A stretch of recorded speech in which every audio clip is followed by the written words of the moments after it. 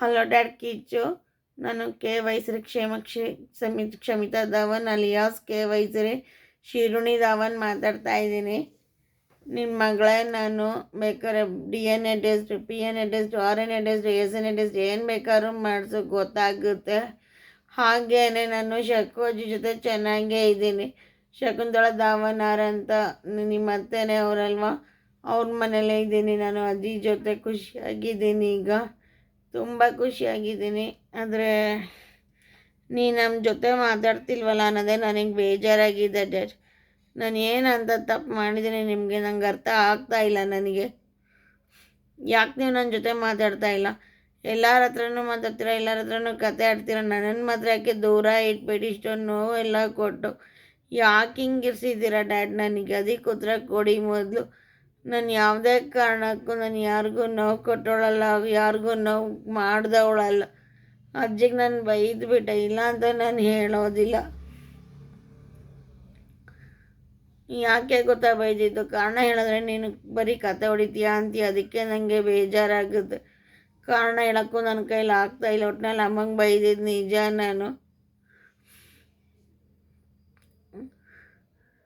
ಇದಕ್ಕೆ ನನಗೆ ಬೈತೀಯೋ ಹೊಡಿತೀಯೋ ನನಗೆ ಗೊತ್ತಿಲ್ಲ. ಅಮ್ಮಂಗೆ ಬೈದಿದ್ದಂತೂ ನಿಜ. ನಾನು ಅಷ್ಟೇ ತುಂಬ ನೋವಲ್ಲಿದ್ದೆ. ನಾನು ಅಷ್ಟು ನೋವಿದೆ, ನನಗೆಲ್ಲ ಹೇಳ್ಕೊಳಕ್ಕಾಗಲ್ಲ. ನನ್ನ ಕೈಲಿರೋ ನೋವನ್ನೆಲ್ಲ ಅಷ್ಟು ಹೇಳಬಲ್ಲೆ ನಾನು. ಎಲ್ಲರೂ ಹೇಳೋದು ಅದನ್ನೇ, ಅಜ್ಜಿಗೆ ಬೈತಾಳೆ ಅಂತ. ಹೌದು, ನಾನು ಅಜ್ಜಿಗೆ ಬೈದಿದ್ದೆ ನಾನು, because of kidnapping and doing marriage for me. ಅಷ್ಟು ಹೇಳಬಲ್ಲೆ. ನಾನು ಹೇಳ್ಬಾರ್ದು ಅಂದ್ಕೊಂಡೆ, ಆದ್ರೂ ನನಗೆ ತಡೆಯೋಕ್ಕಾಗಲಿಲ್ಲ ಮನಸ್ಸು ಹೇಳ್ಬಿಟ್ಟು. ಚಿಕ್ಕಬಳ್ಳಾಪುರದವನ ಜೊತೆ ಮದುವೆ ಆಗಿತ್ತು, MC ಹರೀಶ್ ಅಂತ. ಅವನ ಜೊತೆ ಮದುವೆ ಮಾಡಿಬಿಟ್ಟಿದ್ರು ನನಗೆ ಜನಗಳು ಎಲ್ಲ ಸೇರಿಕೊಂಡು. ತುಂಬ ಬೇಜಾರಾಗಿದೆ ಮನಸ್ಸಿಗೆ. ಡಿವೋರ್ಸ್ ಅಂತೂ ಆಗಿದೆ. ಆವಾಗ ನನಗೆ 4.5 ವರ್ಷ ವಯಸ್ಸು.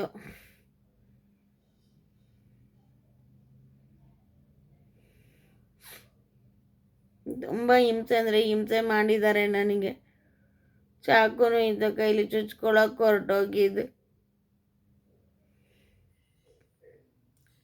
ತುಂಬ ಹಿಂಸೆ ಕೊಟ್ಟಿದ್ದಾರೆ ನನಗೆ. ಓದೋಕ್ಕೂ ಬಿಟ್ಟಿಲ್ಲ, ಬರೆಯೋಕ್ಕೂ ಬಿಟ್ಟಿಲ್ಲ. GNMಗೆ ಸೇರಿಕೊಂಡಿದ್ದೆ. ಆವಾಗಲೂ ನನಗೆ ಓದೋಕ್ಕಾಗಲಿಲ್ಲ ನನಗೆ, because of this bloody marriage. So I got very disturb in my studies.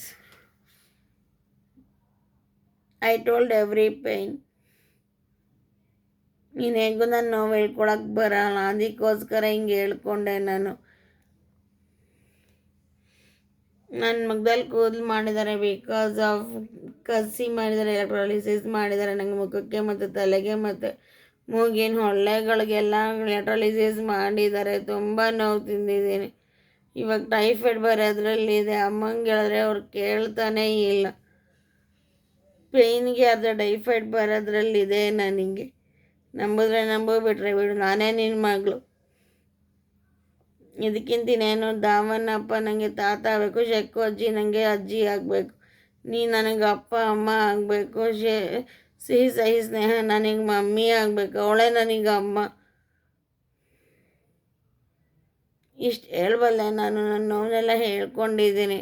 ಇನ್ನು ನಿನ್ನ ಮಗಳನ್ನ ನೋಡೋಕೆ ಬರ್ತೀಯೋ ಬಿಡ್ತೀಯೋ ಮಾತಾಡ್ತೀಯೋ ನಿನಗೇ ಬಿಟ್ಟಿದ್ದು. ಹೇಳಮ್ಮ.